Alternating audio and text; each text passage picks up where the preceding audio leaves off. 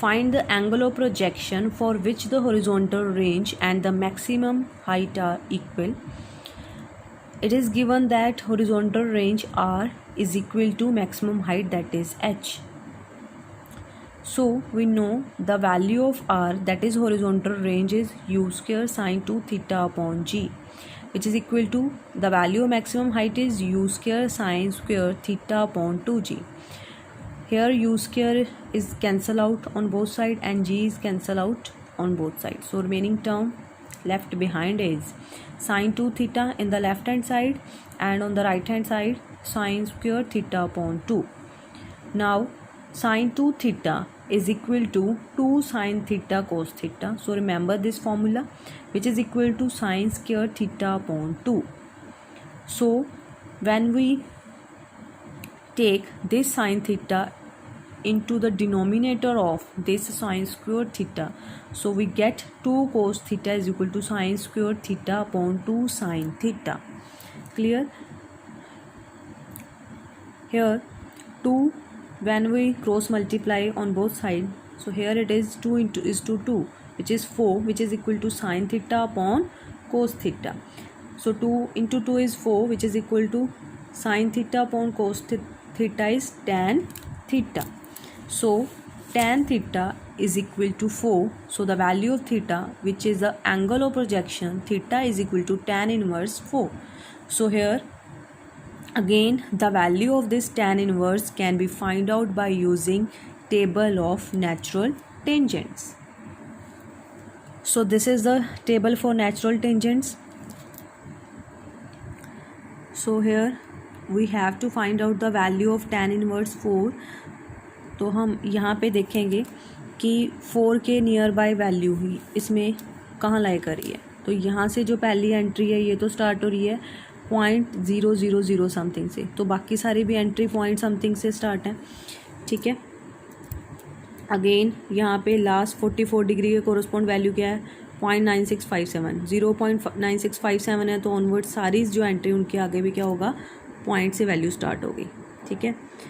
तो हमारे पास हमें 4 पॉइंट समथिंग चाहिए, ये 1 पॉइंट समथिंग है. अगेन ये 2 पॉइंट आ गया, यहाँ से 3 की वैल्यू स्टार्ट हो गई. ठीक है.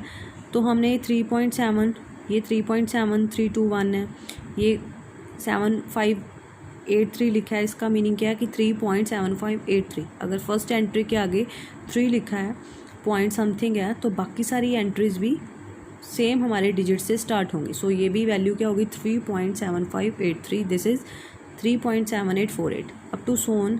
हमारे पास ये वैल्यू आ रही है 3.9812 and this one is 4.0108. Let us suppose कि हमारा जो 4 है वो इन दोनों के बीच में लाई कर है, एग्जैक्ट वैल्यू 4 की नहीं है.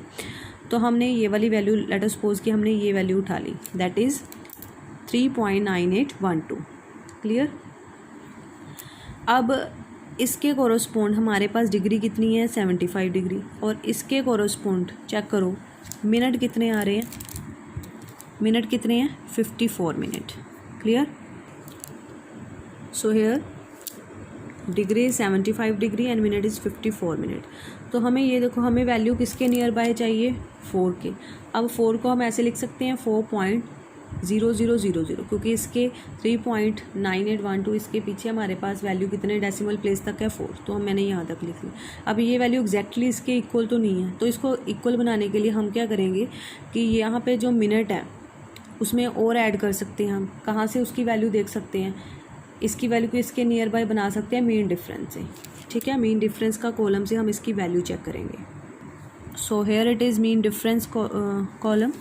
सो corresponding to this we have these values 139,186. ठीक है. तो हम इसकी वैल्यू किस में ऐड करके चेक करते हैं. So when we add 186 in this we get 3.9998 and when we add 139 here so we get 3.9951. so this value is close to 4.0000 as compared to this one. So